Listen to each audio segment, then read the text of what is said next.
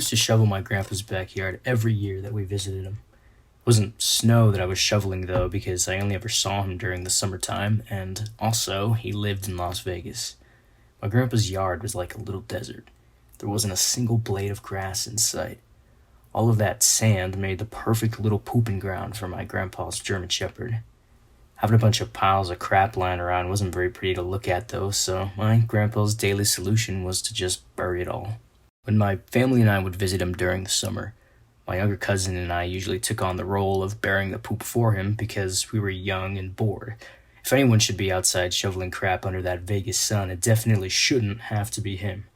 As a 13-year-old kid, I didn't have much else to do on a family vacation, so I didn't really mind anyway. Something I did mind, though, was putting away the shovel. One time I couldn't remember where we got the shovels, and I didn't want to bother trying to figure it out. So I just left it out on the ground, and my cousin did the same.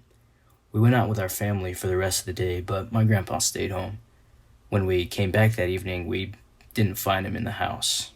Instead, we found him outside. He was lying in the sand. He'd been stuck out there for a couple hours.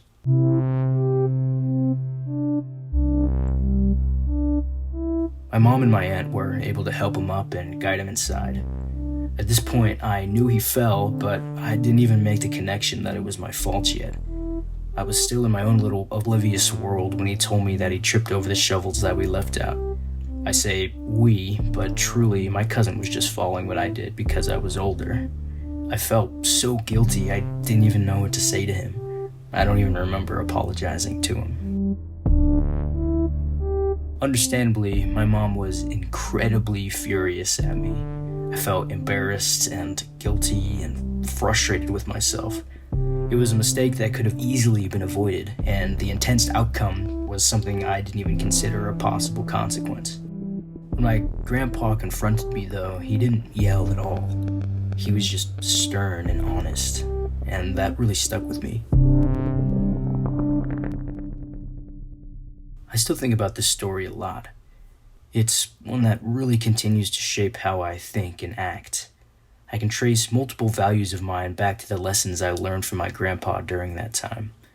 As he told me he tripped over the shovels, I learned right then and there that I really needed to be more considerate whenever I was making decisions, because I made that choice out of laziness and selfishness.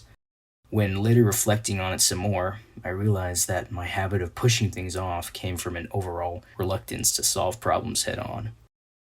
I was pretty good at burying dog crap.